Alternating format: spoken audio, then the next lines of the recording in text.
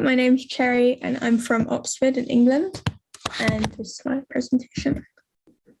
So my question is, how does beekeeping manifest in Palestine? I'd like to start by saying I'm not an expert, so please correct me and ask questions, but in a polite way, and I'm not trying to persuade anyone of an agenda.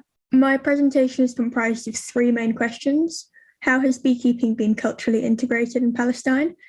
How involved are women in apiary projects, and what socio-economic factors affect the ability to practice beekeeping? So what led me to this is, at my school in Oxford, we have 4 beehives, and I hadn't thought much of apiary outside of the 5-mile radius around my school before this course, but this course made me begin to recontextualize my interests to align them with the Arab world.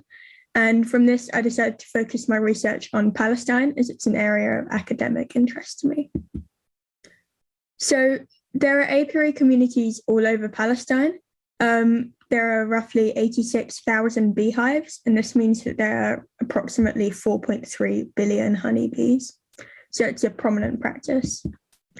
So this dates back to, in the general Arab world, back to ancient Egypt, Greek and Roman agricultural documents, and Jewish sources of the Roman and Byzantine periods that date how much honey they made each year, how much money they made from it, and what they used it for.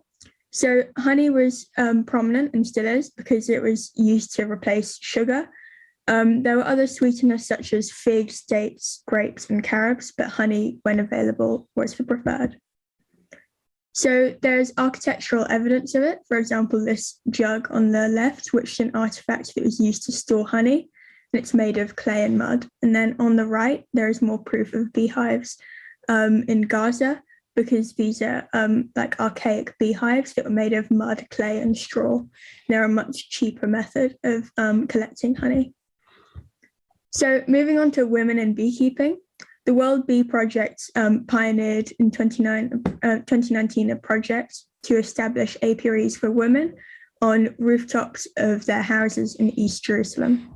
So this created new livelihoods for the women through the sale of honey and rooftop bee tourism. So this created a vibrant community of Palestinian women beekeepers, and it's now thriving in East Jerusalem, and the program was highly successful.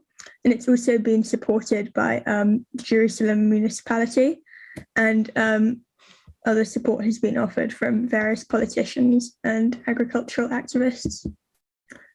So specifically, Tahani lives near Ramallah in the West Bank. She's a mother of 5 and the sole breadwinner of her family. So she is an example of a woman in beekeeping who earns money off it. So female workforce participation in Palestine is among the lowest in the world at 18%. And in addition to this, access to financing and loans for small businesses is close to non-existent for most Palestinians in the West Bank.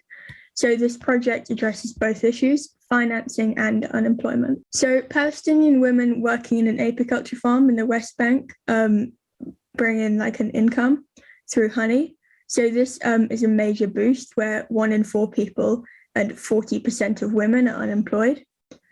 So this has become an economic lifeline for women, although it is not necessarily stable. So moving on to the socio-economic factors. In the West Bank, beekeepers are having to get back on their feet through the Ministry of Agriculture's funding.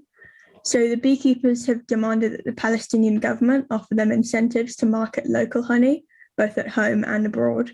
So they've called for government support to overcome Israeli obstacles that have preventing them from reaching their hives, as well as helping them face the competition from Israeli honey, which they say is inferior.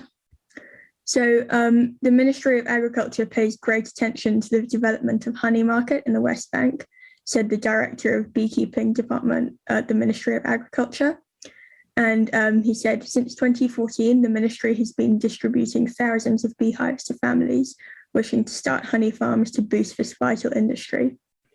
So average annual honey production in the West Bank consequently increased. It still faces several threats though. So Hamid, who is 42, owns several beehives in the northern border of the Gaza Strip.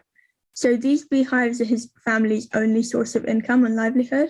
And he told a journalist with frustration What I never expected actually happened. My farm's production for this year was no more than 300 kilograms of honey, while in normal times, the amount of honey reaches 750 kilograms. So he explained that the Israeli war in Gaza has caused the destruction of 20 of his 50 beehives, costing $220 each. So Hamid said that the losses he incurred following the war totaled $4,400 US. So as a result of the recent war, the annual output of the bee sector decreased to its lowest levels yet, incurring $3 million in losses, according to the director of the Ministry of Agriculture's Animal Protection Department.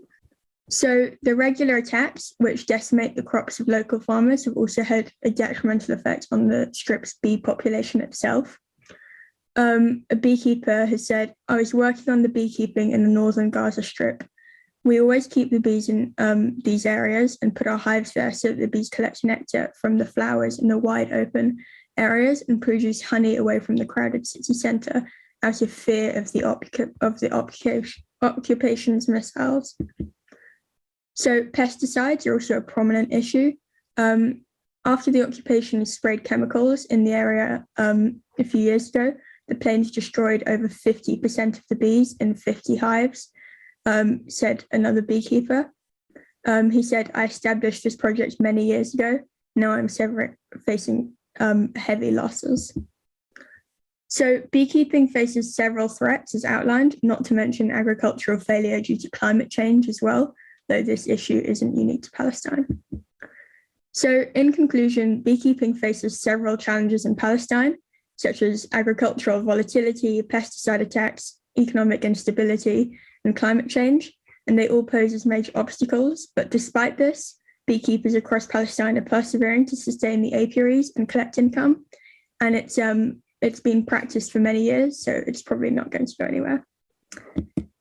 These are my sources, and thank you very much for listening.